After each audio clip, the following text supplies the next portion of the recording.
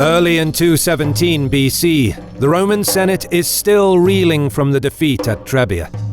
But, determined to strike back at Hannibal, they look to other theaters to try and shift the balance of war. The Roman army that was initially sent to stop the Carthaginian general from reaching Italy is now in Iberia with new objectives, under the command of Gnaeus Scipio.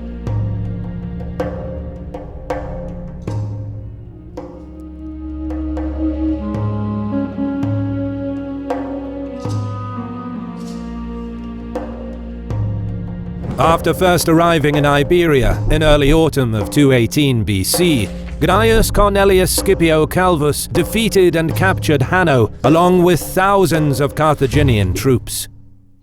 He also seized the rich baggage train that Hannibal left behind when he marched into the Pyrenees Mountains while on his way to Italy.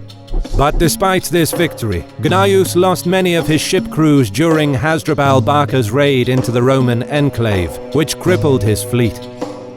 Luckily for the Romans, Hasdrubal was outnumbered 2-1, and he retreated soon after this minor victory, as he could not mount a full-scale offensive. Both generals used the winter months to regroup and plan for the coming year. The Roman general's main objective is to prevent Iberian reinforcements from reaching Hannibal by land. His second objective is to put pressure on Carthaginian holdings in Iberia by any means. From his base at Tarraco, Gnaeus spends months consolidating his position. He reaches out to various tribes to establish friendly relations through diplomacy and trade, and looks to broker alliances by offering the tribes protection against the Carthaginians. It doesn't take too long to persuade many locals to join the Roman cause, because just as most Gauls in Italy hate the Romans, so too the tribes of northern Iberia despise the Carthaginians.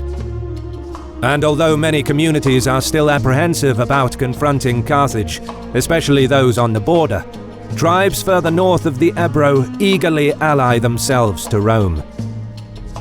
Gnaeus also strengthens ties with the Greek cities, especially Massilia, a very prosperous city that commits to sending her experienced fleet to help the Romans. And, as promised, Gnaeus detaches garrisons to defend his allies over the coming months. He also garrisons the Ebro River, anticipating an invasion by Hasdrubal Barca in the spring, and arranges the purchase of food and supplies from the locals. In addition, he distributes the plunder taken from Hannibal's baggage train to his army, which boosts his popularity with the troops.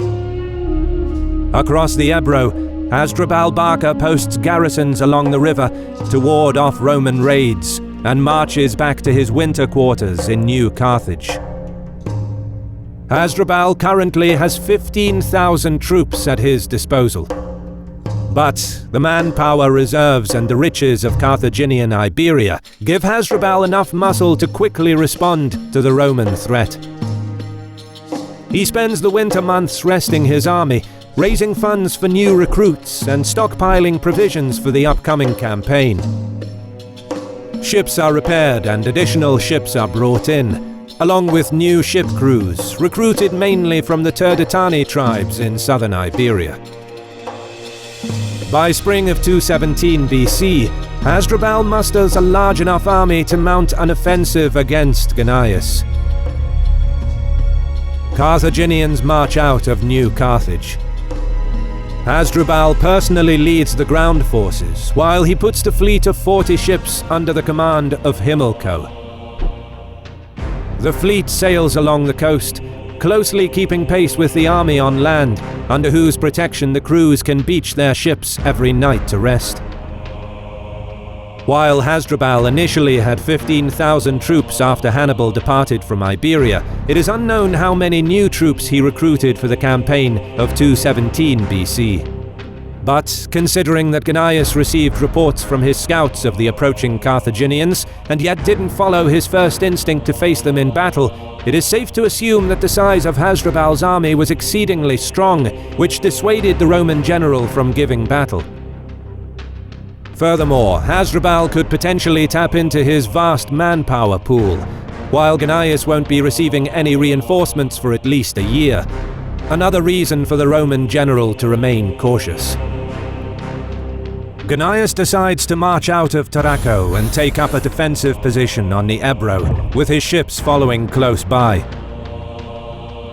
Aware that the Carthaginian fleet can flank him and cut his supply lines, he handpicks his best troops from the legions and loads them into 35 ships, some of which came from Massilia with their experienced and reputable crews. With his fleet guarding his flank, the Roman general reaches within 15 kilometers of the Ebro. Gnaeus' plan is to concentrate his efforts on the sea. He temporarily stops and sends 2 Massilian ships to scout ahead. With his army vastly outnumbered, he recognizes that if Hasdrubal successfully surrounds or besieges his position, the superior Carthaginian fleet could cut off Roman seaborne supply lines. Therefore, his plan is to deal a knockout blow, or at least cripple the Carthaginian fleet.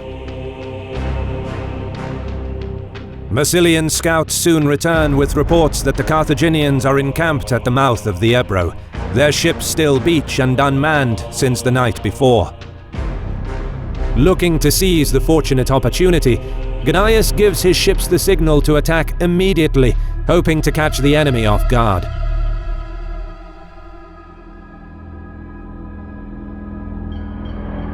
They make haste towards the Ebro, formed in 2 lines.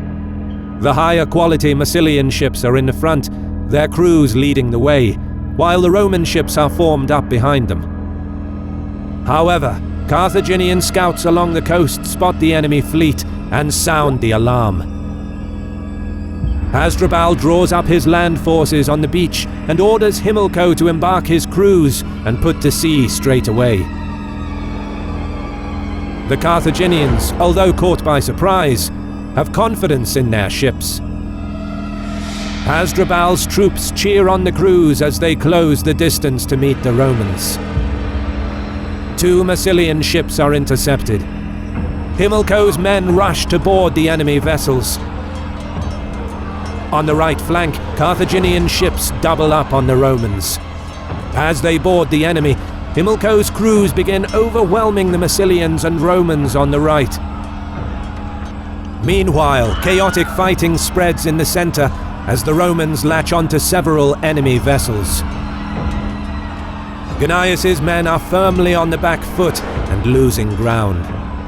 The Carthaginians outpaced and outmaneuvered his fleet.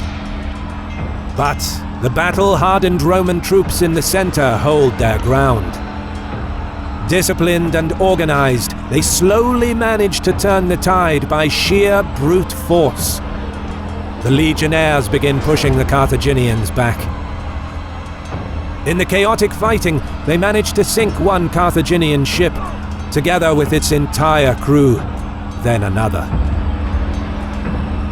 Some of Himilco's men begin to waver. 4 more ships in the center are crippled and left adrift with their oars shattered. Seeing the gaping hole in their line, panic among some of Himilco's crews turns into a hasty, disorganized retreat toward the shore. Hasdrubal can only watch as the Romans vigorously pursue his fleet. His troops can do little to help the retreating ships. Ironically, having his army deployed on the beach offered a clear and safe escape route for the ships, which may have motivated some of the crews to flee rather than fight and risk death. This would certainly explain the sudden collapse of morale amongst Himilco's men. The Carthaginian fleet finally reaches the shore. Crews beach their ships and hastily disembark, abandoning their vessels in search for safety within Hasdrubal's army. But the Romans aren't done yet. They boldly continue towards the shore, despite the risk of running their ships aground or being attacked by Hasdrubal's troops. To the average observer, it must have seemed like madness to come so close to the shore. But Gnaeus is willing to take the risk. His ships rush in, quickly latching onto Carthaginian vessels that are still seaworthy, and begin towing them away. Seeming stunned, the Carthaginians fail to react in time. By the time they realize what has happened, the Romans sail downstream, having captured 25 of their ships.